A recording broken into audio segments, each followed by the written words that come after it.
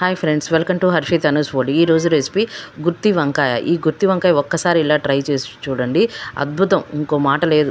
ఈ గుత్తి వంకాయని ఒక్కొక్కరు ఒక్కో రకంగా చేసుకుంటారు. మా అమ్మ చేసే విధానం చూపిస్తున్నాను మీకు. దానికి కావాల్సినవి అరకిలో గుత్తి వంకాయలు తీసుకోండి, చిన్న సైజు గుత్తి వంకాయలు. ఉల్లిపాయలు 3 ఉల్లిపాయలు ఇలా కట్ చేసి పెట్టుకోండి, కొంచెం లావుగానే ఉల్లిపాయలు కట్ చేసి పెట్టుకోండి. 3 ఉల్లిపాయలు, చట్నీ పప్పు, చిన్నుల్లిపాయలు, కొబ్బరివి పచ్చి కొబ్బరి ముక్కలే కొన్ని కట్ చేసుకొని పెట్టుకోండి. జీలకర్ర, ఉప్పు, కారం కూడా యాడ్ చేయాలి. ఇప్పుడు ఇవి మిక్సీ వేసుకోవాలి.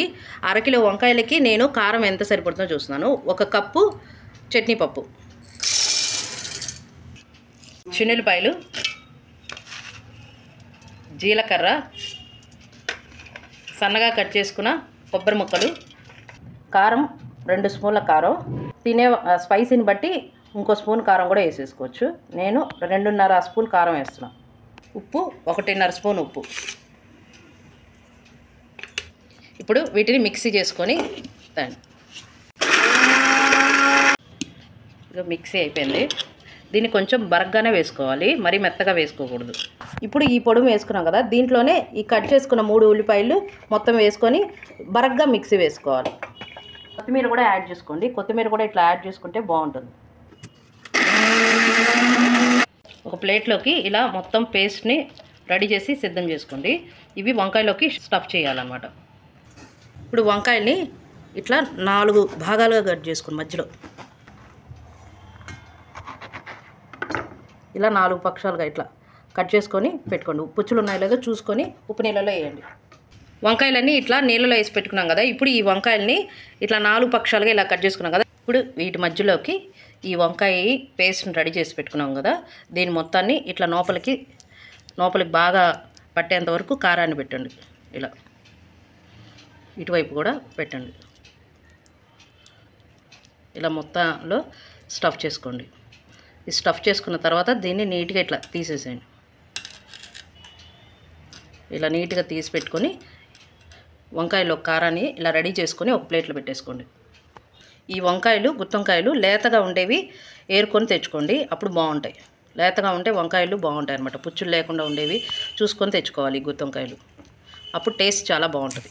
ఇప్పుడు వంకాయలో ఇలా పేస్ట్ అంతా ఇట్లా స్టఫ్ చేసి పెట్టుకున్నాం కదా, వీటిని ఇప్పుడు నూనెలో మగ్గబెట్టుకోవాలి, నూనెలో వేయించుకోవాలి. ఇప్పుడు వెడల్పాటి ఒక బాండీ పెట్టుకొని పొయ్యి ముట్టించుకొని దీంట్లో నూనె వేసుకోండి. వంకాయలు వేగేంత వరకు నూనె వేసుకోండి. ఇప్పుడు నూనెలో ఈ వంకాయలు ఇట్లా పెట్టేసుకోండి.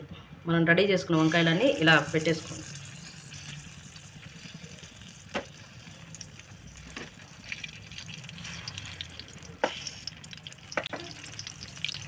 ఇప్పుడు మొత్తం వంకాయలన్నీ ఇలా పెట్టేసుకొని దీన్ని కొంచెం సెగ తగ్గించేసేసి పైన మూత పెట్టేసేసి ఒక 10 మినిట్స్ సన్న సెగ మీద మగ్గనివ్వాలి. ఒక ప్లేట్ పెట్టేసేసి దీనిపైన వాటర్ పోసుకోండి. వాటర్ వేడెక్కి ఆవిరి మీద ఈ వంకాయలన్నీ ఉడికిపోతాయి. ఇప్పుడు ఒకసారి వంకాయలని తీసి చూడండి. ఒకసారి తిప్పి ఇటువైపు కూడా ఇట్లా ఫ్లిప్ చేసి పెట్టుకోండి. చిన్నగా ఇటువైపు కూడా అన్నీ తిప్పుకోండి. 2 వైపులా వంకాయ మగ్గుతుంది.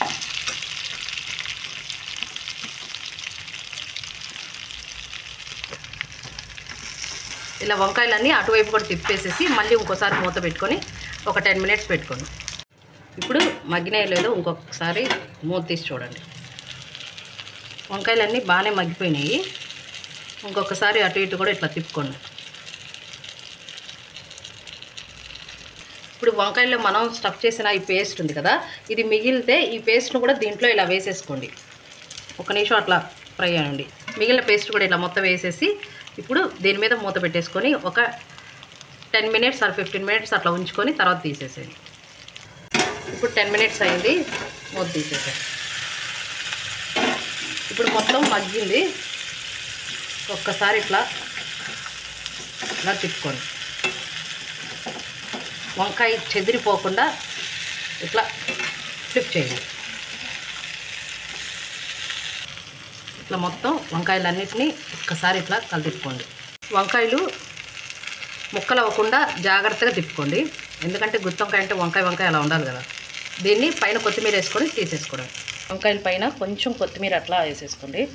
వేడివేడి గుత్తి వంకాయ రెడీ. ఒక్కసారి ఇలా గుత్తి వంకాయ ట్రై చేసి చూడండి, చాలా చాలా బాగుంటుంది. వంకాయని చాలా వెరైటీలు చేస్తారు, బోల్డ్ అని వెరైటీస్ చేసుకోవచ్చు వంకాయతో. సూపర్ అమ్మా. మీకు గనక ఈ వీడియో నచ్చినట్టయితే లైక్, షేర్, సబ్స్క్రైబ్ చేసుకోండి. Thank you.